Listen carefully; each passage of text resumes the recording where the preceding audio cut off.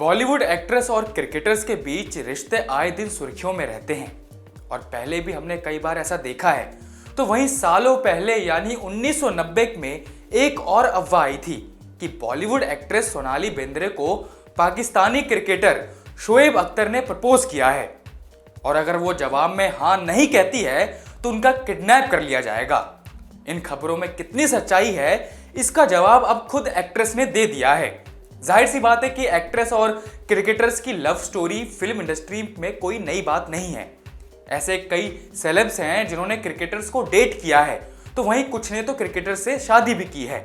इस बीच एक्ट्रेस सोनाली बेंद्रे ने पाकिस्तानी क्रिकेटर शोएब अख्तर को लेकर आई अफवाह पर चुप्पी तोड़ी है।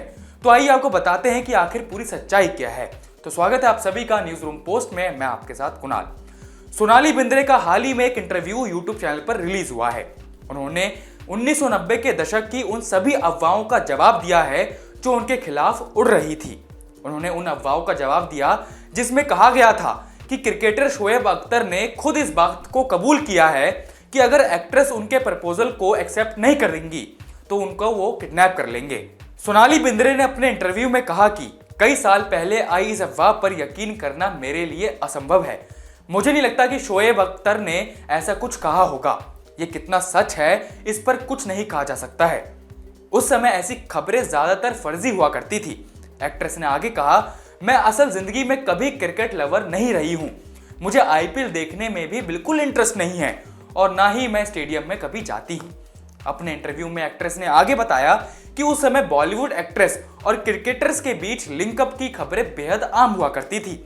जिनका रियल लाइफ में अफेयर था वो असल जिंदगी में एक दूसरे के हो चुके हैं। वैसे आपको बता दें कि 1990 के दशक में यह भी अफवाह थी कि पाकिस्तानी क्रिकेटर अपनी पर्स में उनकी एक तस्वीर भी रखते थे।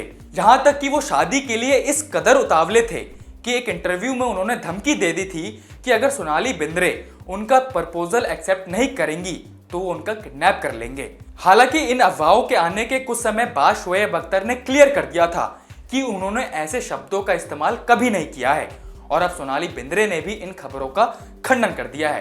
तो आपको ये नई जानकारी कैसी लगी हमें कमेंट बॉक्स में जरूर बताएं और देखते रहिए न्यूज़ रूम पोस्ट।